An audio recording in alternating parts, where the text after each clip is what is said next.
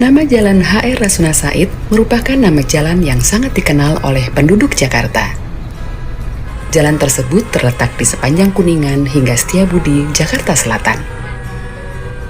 Ternyata nama ini diambil dari nama seorang tokoh wanita pejuang kemerdekaan yang luar biasa berasal dari Sumatera Barat. Bagaimana kisah perjalanannya dan apa yang kita bisa pelajari dari beliau?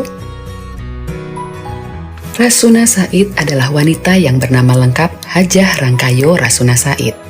Ia lahir pada 14 September 1910 di Maninjau, Agam, Sumatera Barat.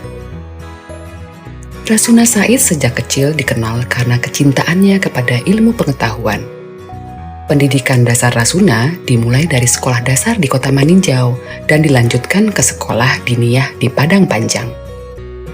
Sebuah sekolah khusus perempuan yang didirikan oleh Ibu Rahmah El Yunusiah. Rasuna Said terkenal sangat cerdas sehingga ia dipercaya mengajar kelas di bawahnya meskipun ia sendiri saat itu masih berstatus sebagai pelajar. Setelah lulus dari sekolah diniyah pun ia terus mengajar di sana. Selain dunia pendidikan, Rasuna Said juga sangat tertarik dengan dunia politik. Ia ingin agar perempuan di masa itu memiliki kesadaran politik. Ia memulai perjuangan politiknya dengan turut aktif di Sarekat Rakyat sebagai sekretaris dan kemudian bergabung menjadi anggota di Persatuan Muslim Indonesia. Rasuna Said juga ikut mengajar di sekolah-sekolah yang didirikan Persatuan Muslim Indonesia. Saat berkecimpung di dunia politik, Rasuna Said dikenal dengan kemahirannya berpidato dan isi pidatonya kerap tajam menyoal penindasan pemerintah Belanda ketika tahun 1930. Akibat pidato-pidatonya tersebut, Rasuna Said ditangkap dan dipenjara di Semarang oleh Belanda pada tahun 1932.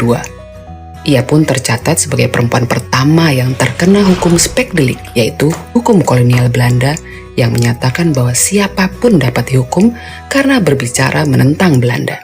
Ia ditangkap bersama teman seperjuangannya, Rasimah Ismail.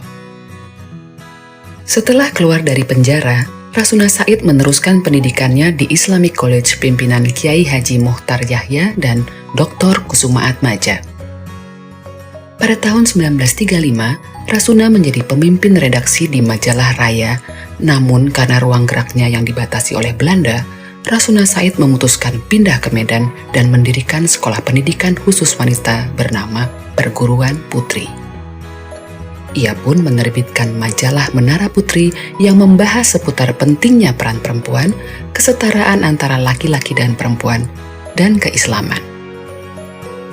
Ketika masa pendudukan Jepang, Rasuna Said turut serta mendirikan organisasi pemuda Nippon Raya di Padang yang kemudian dibubarkan oleh pemerintah Jepang. Ia tak berhenti di situ. Bersama temannya Khatib Sulaiman, Rasuna Said aktif memperjuangkan dibentuknya Barisan Pembela Tanah Air. Laskar Pembela Tanah Air inilah yang kelak menjadi cikal bakal Tentara Nasional Indonesia. Setelah kemerdekaan Indonesia, HR Rasuna Said lalu berperan aktif di Badan Penerangan Pemuda Indonesia dan Komite Nasional Indonesia.